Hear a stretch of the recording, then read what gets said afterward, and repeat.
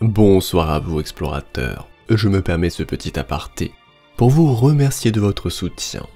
Nous venons de dépasser le 1 million de vues sur la chaîne et cela c'est grâce à vous. Et si vous souhaitez participer à son développement, je vous invite à rejoindre le Tipeee de la chaîne auquel nous avons ajouté en contrepartie ces magnifiques porte-clés faits main aux couleurs de la campagne de Taros. Sur ce, bon visionnage à vous. Chapitre 2. La guerre d'Arkunasha. Le monde d'Arkunasha fut colonisé durant la deuxième phase d'expansion grâce au travail acharné des scientifiques et des ingénieurs de la caste de la Terre. Ceux-ci réussirent à scinder cette planète de 2 chaînes de biodômes qui, pareils à des colliers de perles, parcouraient les latitudes les plus tempérées, chacun à une distance miroir de l'équateur. Ce qui donnait à cet astre depuis la noirceur de l'espace l'apparence d'un globe rougeâtre encerclé de 2 rangées de lumière pulsante d'un bleu bleuté, pareil au flanc d'un organisme marin des grandes profondeurs. C'était un monde entièrement recouvert d'un désert d'oxyde de couleur rougeâtre, dont les variations dans la composition métallique tendaient à prouver des origines multiples. Un avant-goût du potentiel destructeur de l'Imperium, dont les taux n'avaient encore aucune idée. Ces déserts étaient parcourus en permanence par d'immenses tempêtes de rouille dont la force terrible était capable de venir à bout des exo-armures ou des chars antigraves, recouvrant tout d'une couche de poussière capable de s'insinuer dans les moteurs et les capteurs, les faisant tomber en panne et nécessitant un entretien régulier. Mais le plus intriguant dans ces phénomènes était leur imprévisibilité, capable de déjouer les prédictions les plus précises, ce qui les fit appeler par les premiers colons diable de rouille ou tempête fantôme. Et ce malgré le ton confiant des éthérés qui comme toujours se voulaient rassurants, répétant à loisir à ceux qui voulaient l'entendre qu'elle serait bientôt comprise et contenue par les ingénieurs de la caste de la Terre. C'était cette planète, sans plus de valeur pour l'Empire, qui serait le cadre du premier commandement de Osho et de sa première rencontre avec les xéno-orques ou Begel dans la langue Tau.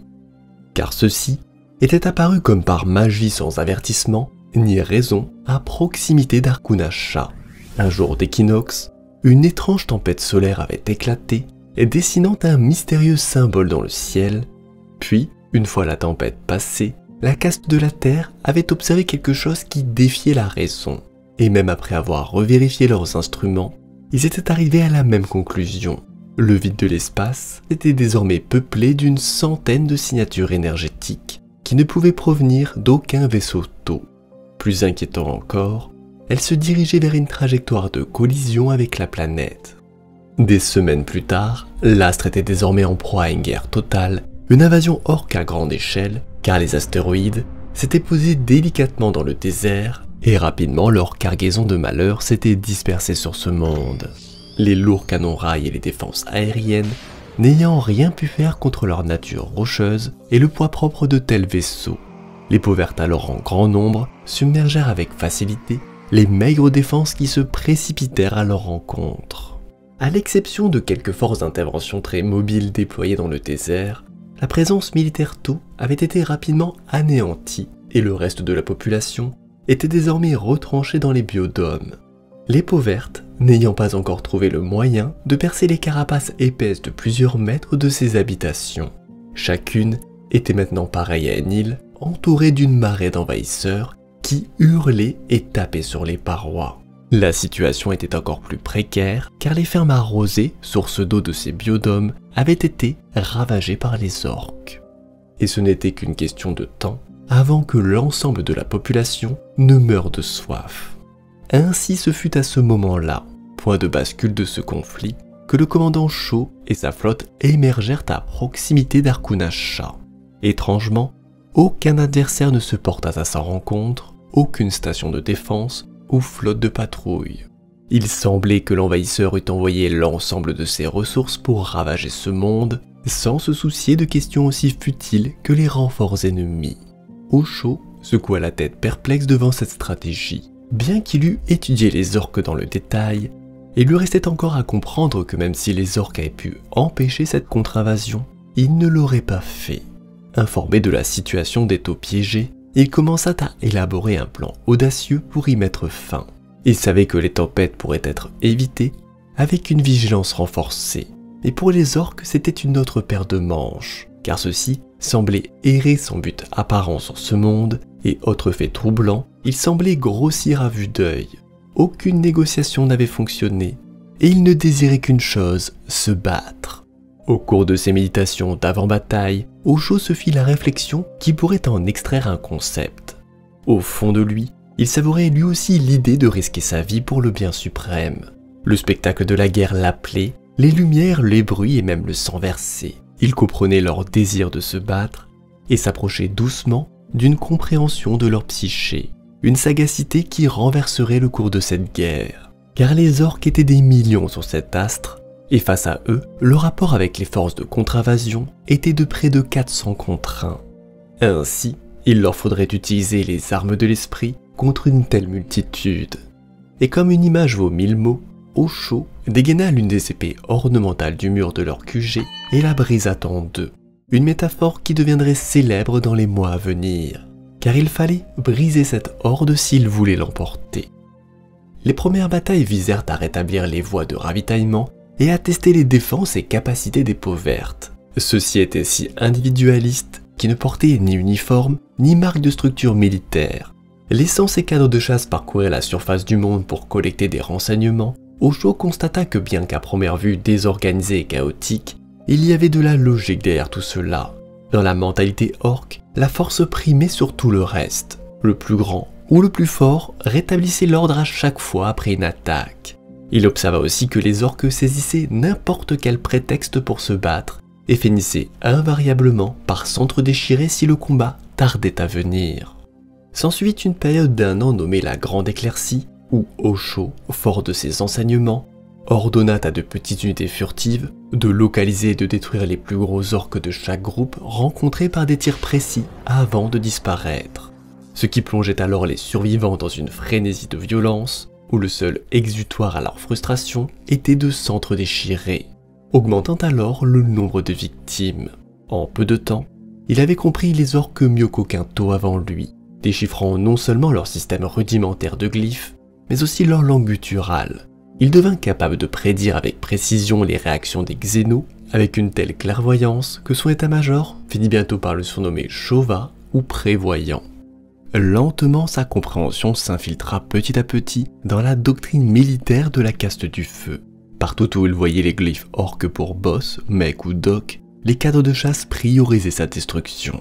Et bien qu'incapable de prononcer les syllabes du langage orc, les taux de la caste de la Terre avaient enregistré des extraits audio d'insultes et de défis qui, une fois diffusés au bon moment, semaient la discorde entre les orques et entraînaient autant de petites guerres mineures entre eux. En moins d'1 an, la horde peau verte qui avait envahi Arkunasha se mordait lentement la queue, permettant au taux d'apporter nourriture et eau aux civils piégés dans les biodomes assiégés. Bien que nombreux membres du commandement se félicitèrent discrètement pour ces victoires, la plupart des envahisseurs orques demeuraient toujours en vie. Mais les taux avaient appris à respecter la sagesse de leur chef, qui nommait désormais universellement sous le nom de Oshova, ou commandant Farsight, que l'on peut traduire par le prévoyant ou clairvoyant, qui, malgré cet honneur, n'était pas satisfait du déroulement de ce conflit. Les tribus les plus organisées avaient déjà commencé à piller systématiquement les réseaux de communication, les armées exo-amurto tombaient au combat. Ainsi, à chaque fois qu'un engagement tournait à leur avantage, ils s'empressaient d'éteindre les flammes des carcasses restantes avec des seaux de rouille pour les réutiliser ensuite.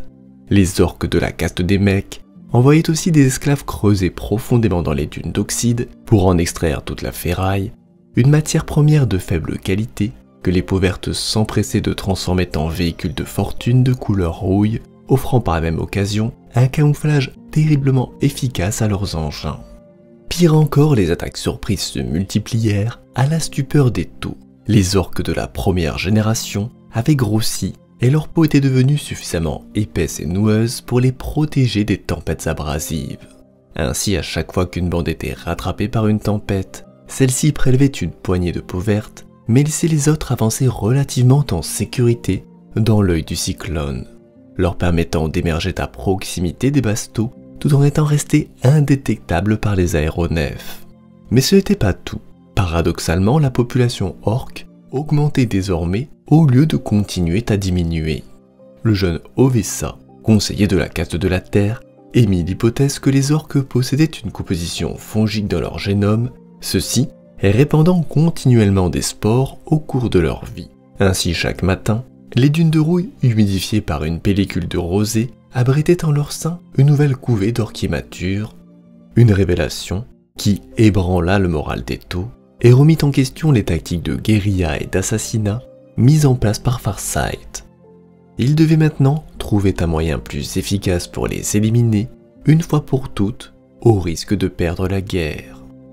Farsight avait au cours de ces années participé à de nombreuses interventions sur le front, son canon à induction ayant prélevé lui aussi son lot de victimes.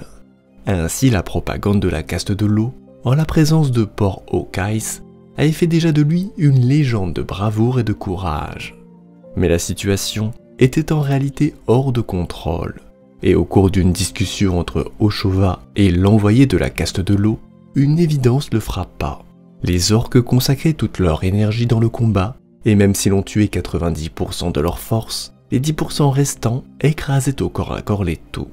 Il fallait désormais penser et agir comme un orque. Pour cela, il rédigea le livre de la bête et le distribua à toute son armée.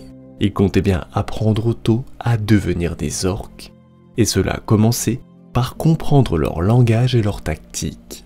Ainsi, au cours des années suivantes, la machine taux inversa sa stratégie, renonçant au harcèlement pour des manœuvres plus agressives.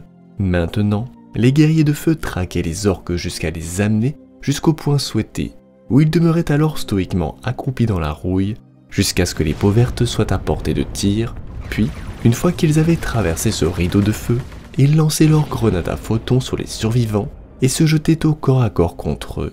Une tactique dangereuse, voire inutile, mais qui insuffla une nouvelle dynamique aux défenseurs. Nombreux des élèves d'Oshova adoptèrent cette nouvelle stratégie avec zèle, dont le commandant Brightsword, que la propagande montrait déjà luttant à très courte portée contre les orques. Farsight avait enflammé ses guerriers, qui maintenant multipliaient les engagements aux quatre coins de la planète. En parallèle, les auxiliaires Krutz se nourrissaient quotidiennement de chair orque, s'adaptant eux aussi à l'environnement extrême d'Arkunasha. Leur peau devenant aussi dure que celle des peaux vertes, ils pouvaient alors parcourir à leur tour les tempêtes de rouille pour venir cueillir les orques.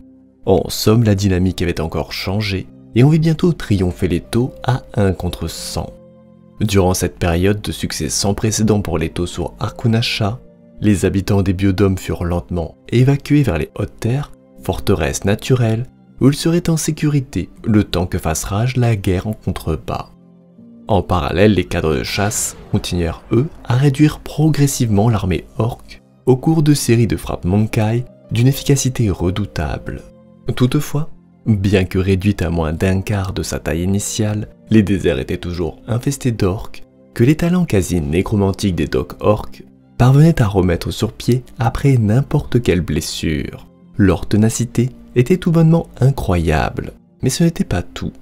Ils étaient aussi capables d'innover avec presque n'importe quoi, leurs mecs ayant conçu d'immenses marcheurs dont les bras pareils à d'énormes foreuses étaient en mesure de percer les biodomes. Une arme terrible que Farsight devait arrêter. Ainsi, au cours de ce qu'on nomma plus tard le massacre de la Gorge des Ghouls, un vaste canyon ouvert appelé après une atrocité cannibale réalisée par deux tribus Krutz rivales, un affrontement mémorable eut lieu. Une colonne d'orques conduite par l'une de ces titanesques idoles s'apprêtait à détruire les biodomes situés juste après le canyon.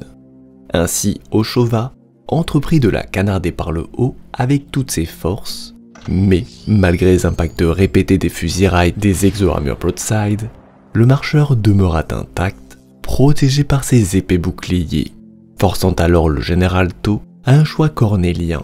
Il ne pouvait reculer ou s'enfuir car les taux piégés dans les biodomes comptaient sur eux, et il ne pouvait l'arrêter car sa puissance de feu demeurait trop faible.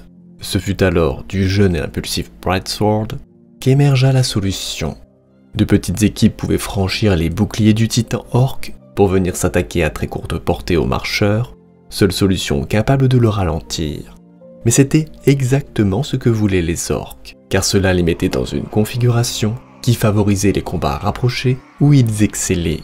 Et bien que Farsight réussit grâce à une frappe verticale audacieuse à immobiliser la foreuse, le massacre fut terrible, contraignant ainsi les taux à se replier avant que les pertes ne soient intenables. Après ce massacre, la situation de la campagne n'était plus favorable aux taux, et Farsight demanda respectueusement des renforts à Viorla. La guerre était en jeu, affirma-t-il, mais avec un assaut déterminé sur les positions orques clés, il pourrait faire basculer le conflit en leur faveur. Cependant, pour toute réponse et après un long silence, les éthérés lui dirent qu'un vaisseau tau était bel et bien en approche. Mais à la surprise d'Oshova, ce n'était qu'un simple orca, et des renforts promis il n'y avait en réalité qu'un seul éthéré et 2 gardes du corps. Toutefois, il ravala sa surprise et sa frustration, et préféra demeurer silencieux. Il savait que ses actions seraient surveillées de près. Le nouveau venu se présenta comme Onsi de Viorla, un vétéran dont les nombreuses cicatrices attestaient de la bravoure. S'inclinant profondément, Farsight s'approcha de lui en observant les formalités d'usage. Il accueillit l'On tout en gardant une certaine raideur dans le geste, et conscient de cet accueil, l'éthéré expliqua soigneusement et patiemment à Osho qu'au cours des prochaines années, la caste du feu devait se retirer entièrement d'Arkunasha, en amenant avec elle autant de colons que possible. Il n'y aurait plus d'attaque, seulement une défense limitée au plateau d'Argap, car lui et ses hommes seraient appelés ailleurs. Acquiesçant d'un hochement de tête, Farsight s'inclina de nouveau profondément en signe d'obéissance. Mais au fond de lui, une inquiétude venait de prendre racine. Comment les taux pouvaient abandonner ce monde alors que la victoire était enfin à leur portée? Pourtant, un éthéré venait de parler, et le simple commandant qu'il était ne pouvait espérer saisir l'ampleur de ses projets.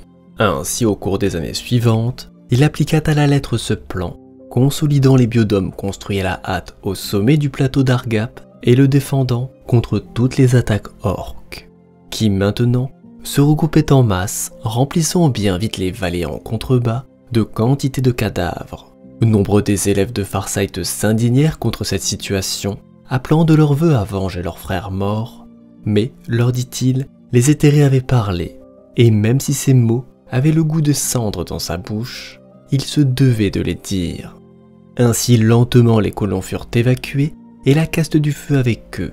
Cependant, regardant au loin Arkunasha s'éloigner, Farsight ne put s'empêcher de repenser aux milliers de guerriers morts pour rien, après ces 10 Tok'rai de combat, 10 années parties en fumée. Quelque temps plus tard, la caste du feu retourna sur ce monde, et avec les informations fournies par Oshova et le livre de la bête pour les guider, ils ne firent qu'une bouchée des orques survivants, en purifiant l'astre en moins d'1 an, qui bientôt redevint le joyau lumineux qu'il avait été. Quant au commandant Farsight, son destin était lui ailleurs. Un nouvel adversaire venait d'assaillir l'Empire Tau, l'impérium de l'homme. Fin de ce 2e épisode sur le parcours exceptionnel du désormais célèbre commandant Farsight, en espérant qu'il vous aura plu. Si vous souhaitez discuter ou partager autour de notre passion commune pour ces univers fictionnels, je vous invite à rejoindre le Discord de la chaîne. Sur ce, bonne soirée à vous. Et si vous souhaitez participer au développement de la chaîne, n'hésitez pas à vous abonner, à commenter et à partager la vidéo. La suite, très bientôt.